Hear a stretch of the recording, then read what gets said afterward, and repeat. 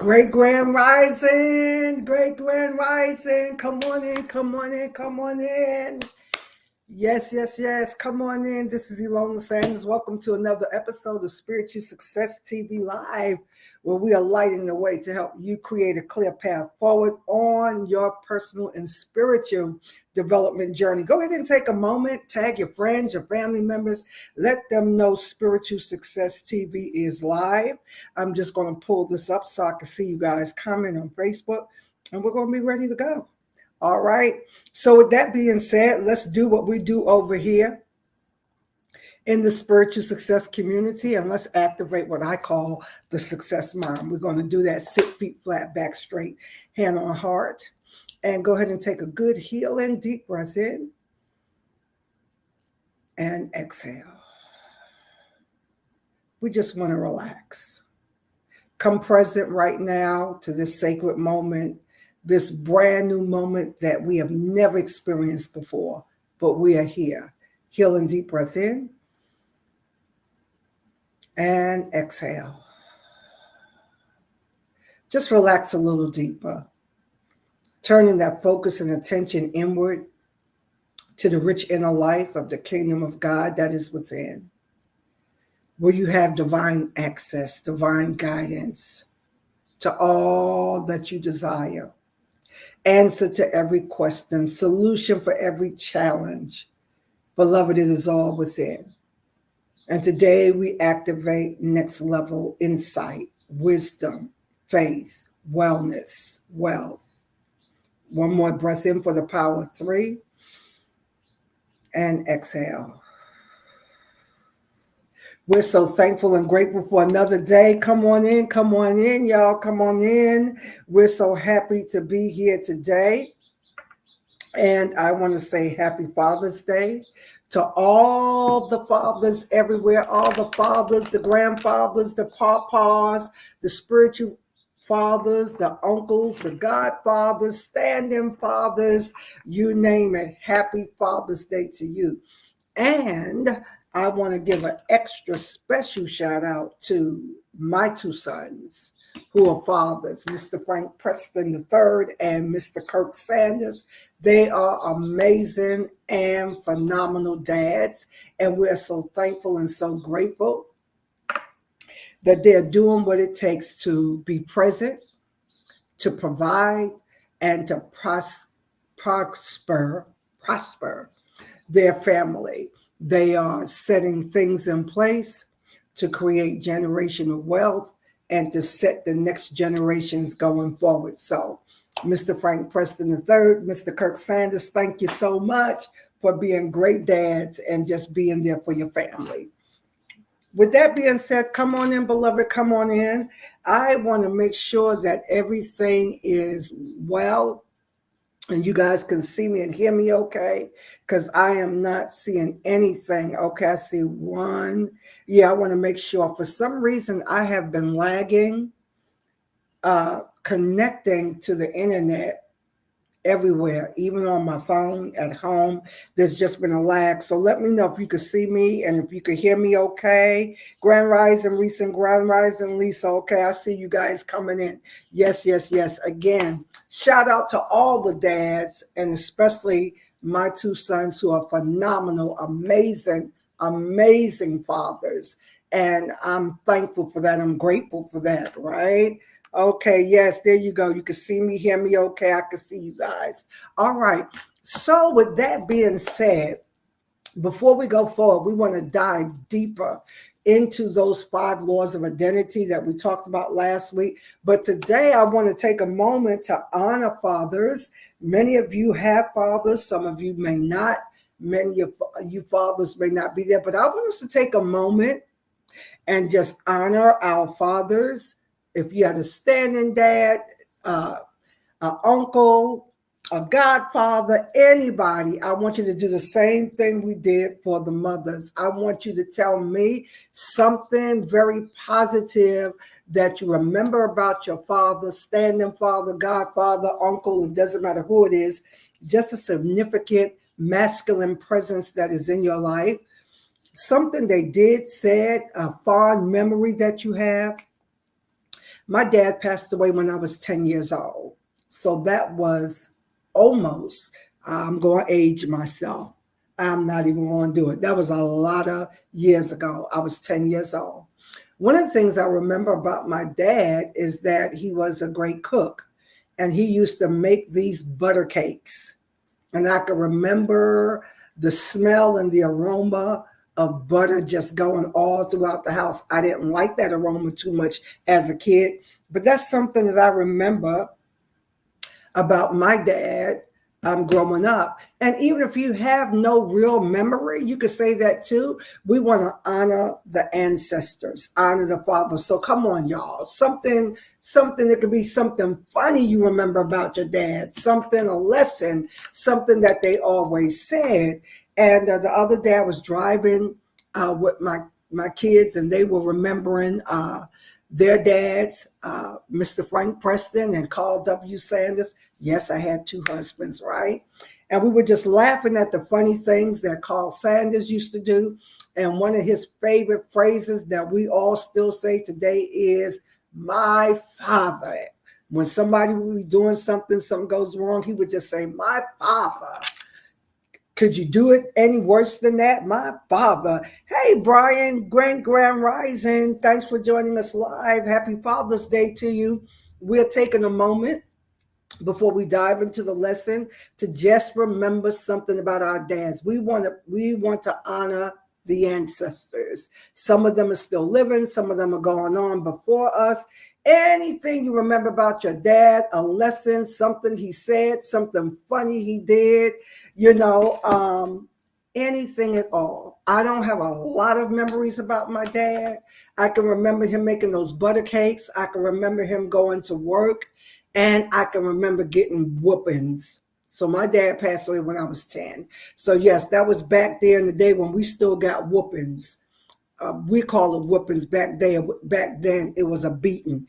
If anybody can remember that, y'all talk back to me. Come on, let's honor the dads today.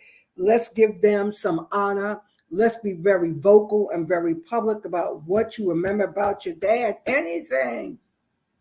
What is their favorite thing to do? What do you remember about your dad?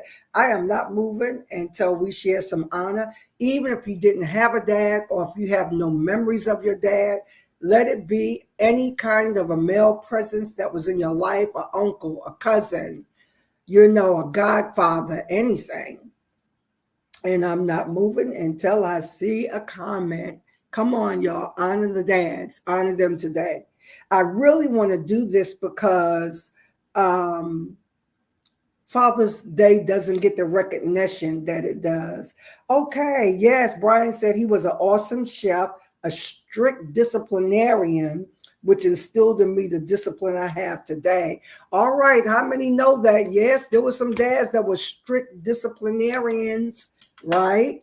But it instilled the discipline you had today. I want to honor and uplift the memories. Let's just pay honor, because no matter how, and I purposely, watch this, especially in our community and our culture, I don't even want to talk about the DB dads. I don't even want to bring that word up. I want us to just honor the male, masculine presence that was in your life. It could have been a co-worker. It could have been a good friend.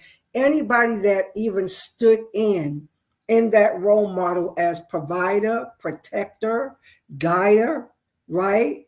That provided guidance. Anybody you admire. It could be someone that you didn't even have contact with. I want to take this moment, and I don't want to move until we get some honor, right? I can remember as a child going out with my dad, just him and I by ourselves, going wherever he was going in the neighborhood or the community, whoever he was going to visit. I have those memories. All right. Okay. I just want to make sure that we do this. And so I want to take a moment, even while you all, and if you don't have a memory, say that as well, because we just want to take this space to give honor, because we would not be here without them. Right. So I was just watching something the other day, and don't quote me on these numbers, right? But it says that uh, when a fetus is being created, and there are like millions of sperm cells that are released, for that one to actually swim and make it to the uterus and get embedded in the uterus, that they say is a hostile environment, especially for the Y chromosome, that is an amazing feat. That the X and the Y, or the double Ys that it took to make you, right, is it's a phenomena. So we just want to be thankful and grateful for that contribution that helped us get here. All right. So with that being said, let's go on and continue. I wanted to take a moment and do that. Yes, yes, yes, yes, yes. Okay, so let's go on and continue, beloved, on this Father's Day. And then before I move, for all of the men that are here, tell me, can you just give yourself some honor for the father that you have become? Let's take a moment and do that, because like I shouted out my two sons, Mr. Frank Preston III and Mr. Kirk Sanders. They are awesome fathers. Awesome, awesome, awesome fathers. Reese said, my father reigns as the best man I've ever known in my 45 years. Oh, gave me the love of pickles and ketchup. Oh, Reese, you love pickles and ketchup? Okay. And in hard times, now taught me to stay comfortable and know that God's going to fix it. He's always ready to pray anytime I need it. Yes, yes, yes. Shout out to Mr. John Davis Jr., awesome father, still there in the life of his children. And we want to take a moment. I share that. And that's what I know about your dad too. The one thing I know about him, he loved ketchup. All right. Brian says, I have awesome kids who are thriving as adults, and who I look at them, I'm able to see my greatest accomplishment on earth. Yes, yes, yes, Brian. That is a wonderful thing for all the men here that have adult children that are grown up, and they are amazing children. Let's be thankful for that. Be thankful for that. I agree with you, Brian. To me, raising children are the greatest accomplishments that we have in this earth realm. And when they come out to be amazing adults, honorable citizens, impacting other people's lives, that is such a tremendous blessing. And so even as parents ourselves, as mothers and fathers, we're just so thankful for the opportunity that we had. I was thinking the other day, I have 3 biological children, many spiritual sons and daughters, but I'm amazed that I was able to do that whole biological process 3 times. And so I'm grateful that I have wonderful children and that they are okay. They are okay. All right, beloved. So I know y'all got some funny things y'all can remember your dads doing. Yeah. And like I said, I can remember getting whoopings, and y'all remember it was a lot of us. It was a lot of us. And I can remember us being lined up, a whole line of us getting whoopings. So I was probably maybe about 6 or 7. And I knew too, my dad, he would stand with his legs like kind of like brace like that, and just took the belt and would whoop. And I would go up for my whooping, and I would scoot down and get in between his legs and run. Get in between his legs and run. Because though that belt and that whooping was something else. All right. Okay. Shout out to the dads. Let's do this, beloved. I had a lot of questions, a lot of comment, a lot of things in the inbox last week as we were speaking about the 5 laws of identity. And I thank every one of you that sowed seed on last week. And one person sowed the seed and called the seed revealed identity. It is so important that when we sow seed, beloved, that you name the seed. As I said, I've been like prompted to make sure that we do that. But I'm going to take time and teach from a totally different perspective, because I'm like you, I'm burnt out from that whole mental and emotional abuse that we went through in our religious upbringing when it comes to offerings and seed time and all that. I don't even want to be there, but I want to definitely give you a totally different way. All right, so to recap, we talked about the 5 laws of identity, broke it down: unconscious identity, unknown identity, mistaken identity, hidden identity, and revealed identity. So what we want to take a look at today, beloved, is we want to take a look at the things that will hinder you or stop you from being able to embrace your true identity. And so when we get all the way down to number 5, which is revealed identity, and we put this all together, we're talking about original identity. Can somebody type that and talk back to me? My original identity. And we find that as the Genesis writer recorded in Genesis 1:26-30, when the Elohim, the gods, the powerful ones, said, "Let us create man after our image, after our likeness, and let them have dominion over." I want y'all to come in here and go right here with me, because I want to land here. Let us create man after our image and likeness, and let them have dominion.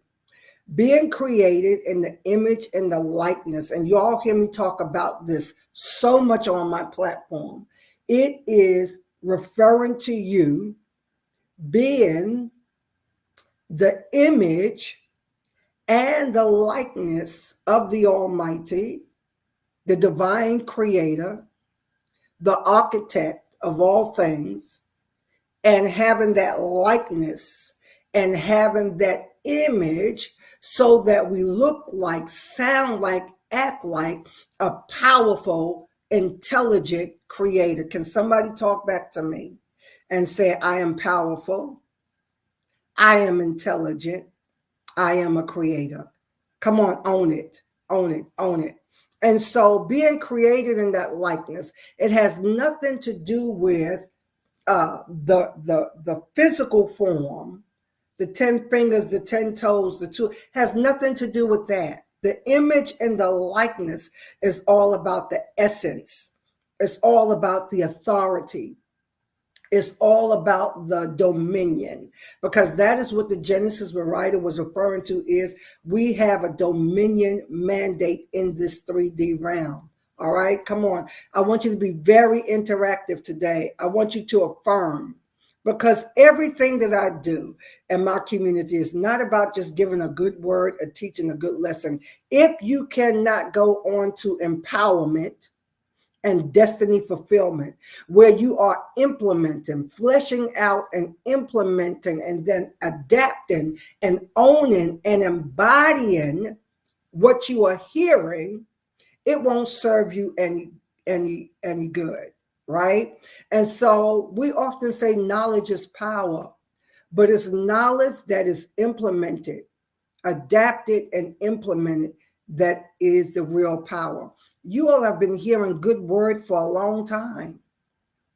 You probably came up in the era where we've had prince of preachers, all kinds of preachers and teachers to come through and pour in.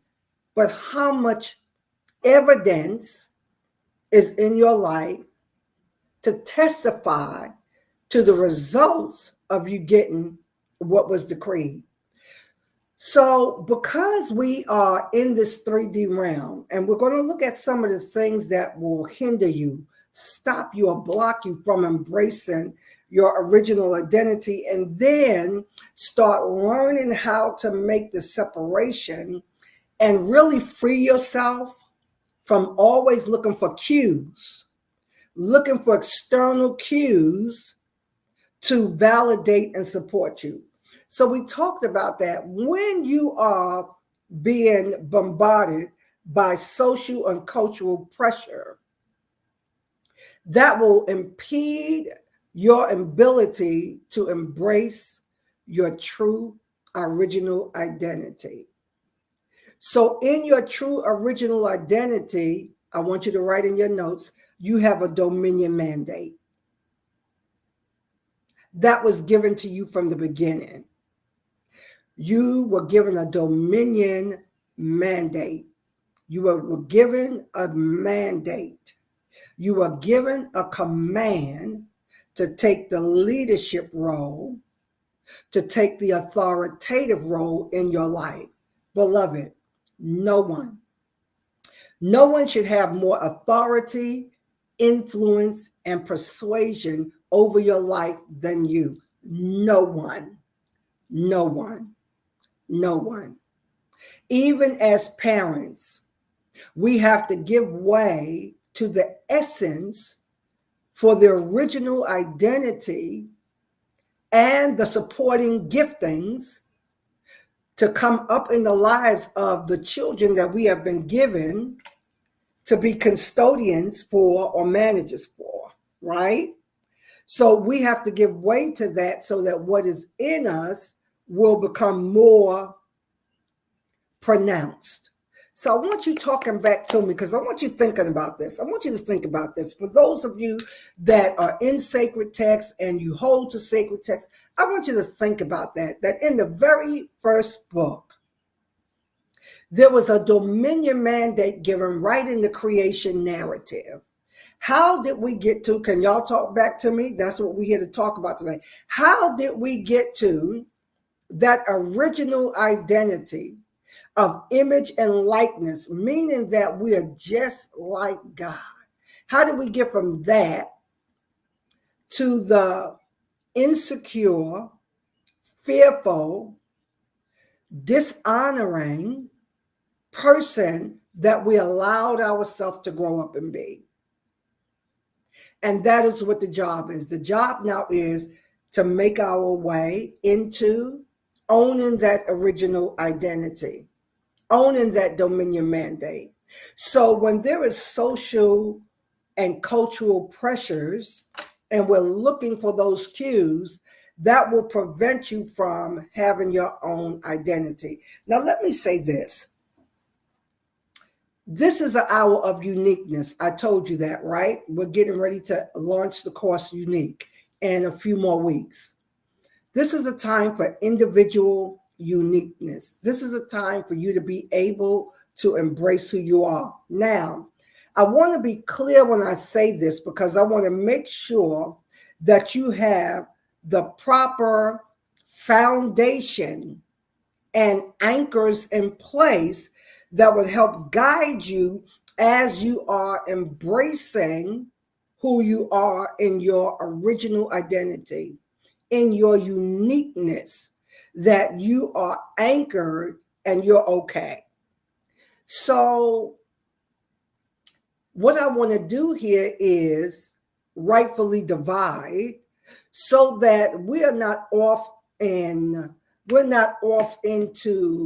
tangents of delusional,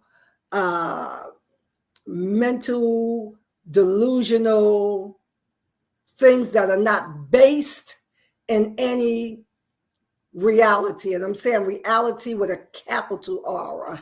Great Grand Rising, Anthony Horsley, we are creations in Christ Jesus. Yes, we are creators. We are creators. Awesome. Yes, right. So let me work here for a moment because this is important. Happy Father's Day to you, Anthony. Happy Father's Day. Yes. Now, let me say this because while we are in this space of embracing our uniqueness, embracing your original identity as being in the image and likeness of God, while we are here, I want to make sure that you have anchors in place that's based in reality. And I'm talking about reality with a capital R, reality from the inside out, right? Not reality based on what is fake or what is socialized pressure from in 3D.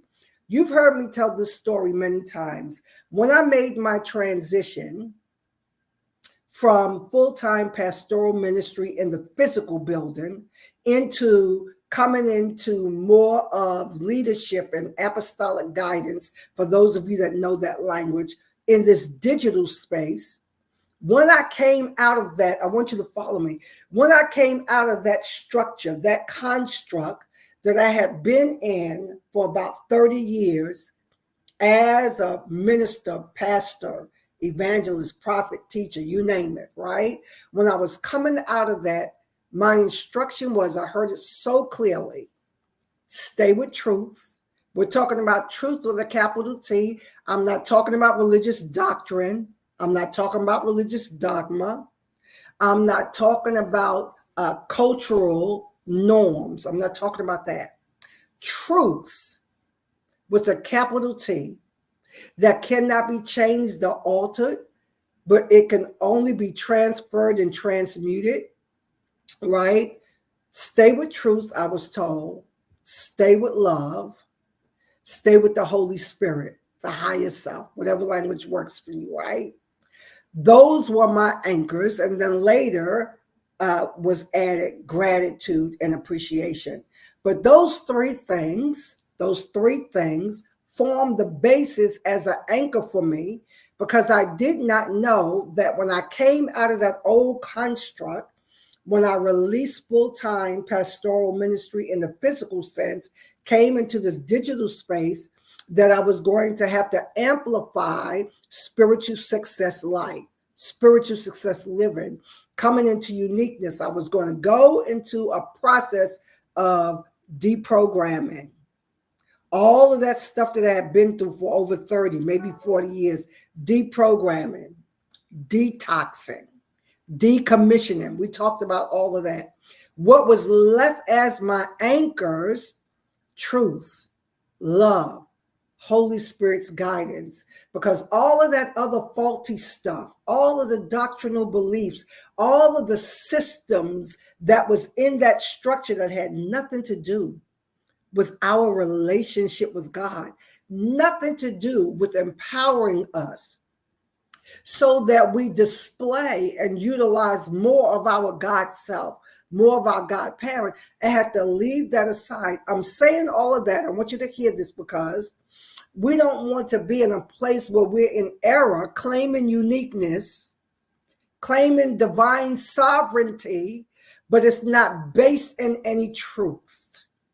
And again, I'm not talking religious doctrine. My daughter asked me to watch a documentary last week, and it's on Max if any of you care to watch it. And it's called Mother God. Mother God. And the woman's name is escaping me now, but it's like a 3-part documentary, and it's called Mother God, and it's about this cult leader that is in many of the things I'm speaking to, wherein they had pieces of information, revelation, knowledge of God. It wasn't based and anchored in anything real, anything that was solid. And then they brought in the use of psychedelics and drugs and alcohol. And so it ended up being a hodgepodge. And I'm not going to give it away. Go and watch it. But I'm saying all of that to say, while we are free, while we want to be unique, while we want to walk in our sovereignty and divinity and exercise privilege of agency, it has to be anchored in real truth, right? And at one point she said, what if I'm wrong? What if I just made all of this up? What if none of this is real? That was her true self kicking up, to saying that many things, listen, I want you to hear this.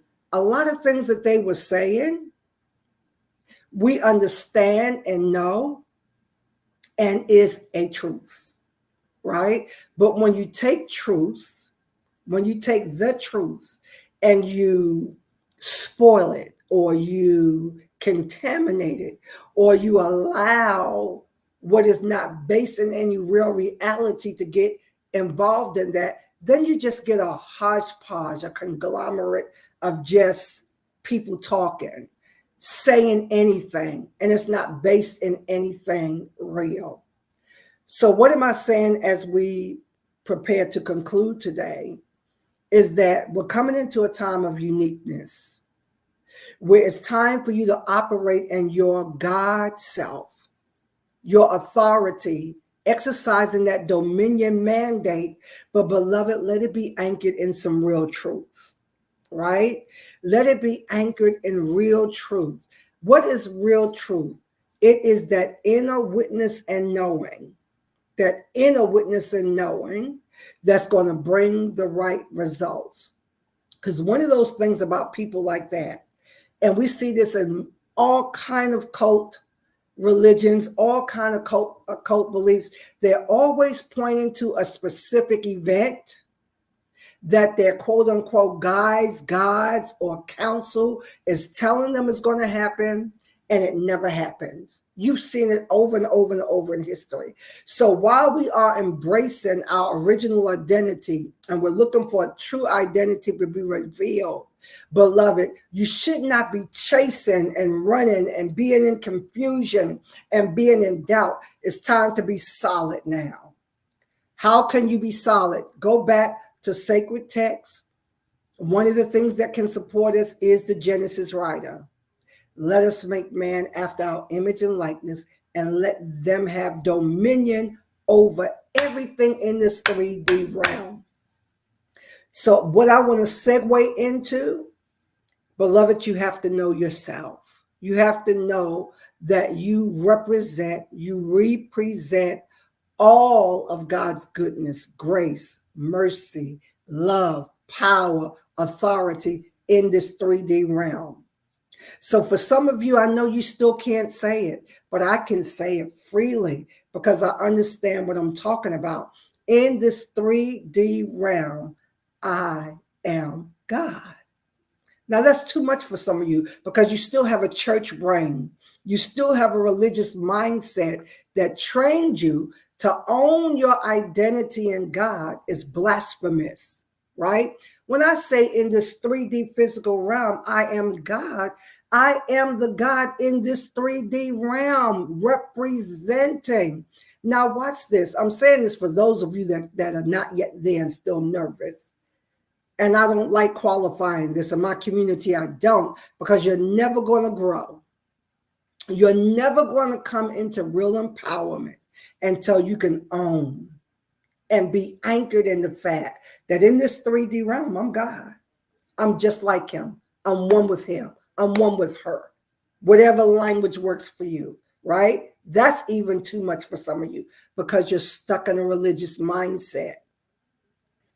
As you embrace more of your God self, your God nature, you have to own that and come out of that mindset that thinks, if I say I am God in this 3D realm, that I'm taking something from the Almighty Creator.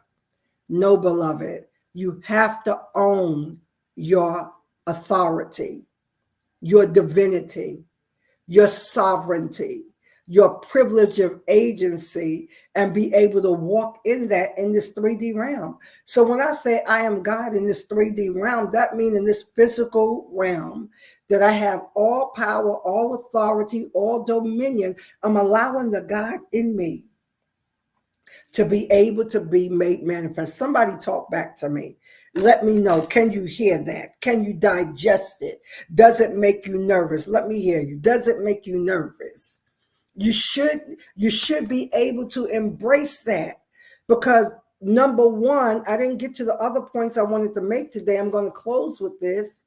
Until you can own that, you're going to keep looking at the societal culture and pressures for outside cues, outside validation, outside guidance, instead of coming in and hearing from the God within about how to guide and how to live your life in such a way, right? Live your life in such a way where you are in your original identity. Somebody talk back to me. I know that's a lot. Take a deep breath in and exhale.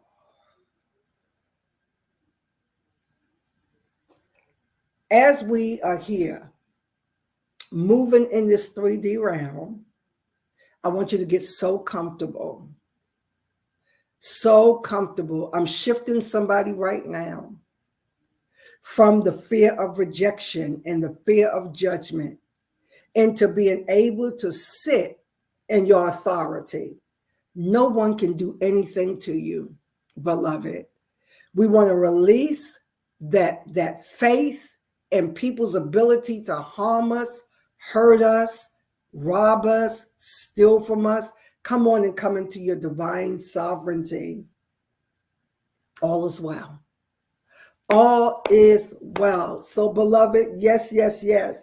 Come on. I want you to stick in here, stay in here. It's time to grow. It's time to come out of the comfort zone that you've been in for years, doing the same thing, experiencing the same thing. It's time to move. If anything, if I said anything, you heard anything that was encouraging to you, that was a blessing, we are sowing seed. These are all the ways that you can give. Yes, you all won't know the drill. And we're working with the number 8. New beginning, because we're in a new growth mindset. We're in a time of transition and transformation. $8.88, $88.88. Get in where you can fit in. $188.88. Let's work with those 8s that represents infinity. 2020 vision, being able to see, so that you can see yourself, see your God self in your original identity and claim that. All right. These are all the ways you can give. Screenshot it so you can have it. Take a screenshot. And we thank you. Every time that you sow a seed, you're just helping me do what I do and helping me expand this platform even more. And when you give, contact me, inbox me. I want to just say thank you. Give you a personal word of the Lord that may come up in my spirit for you, right? That's just my way of connecting and my way of saying thank you. All right, lovelies, I'm going to release you. Happy Father's Day again. Have a blessed, wonderful, and amazing rest of your day. SSLers, I will see you tomorrow in the Success Lounge at 12 noon Eastern. Bye-bye.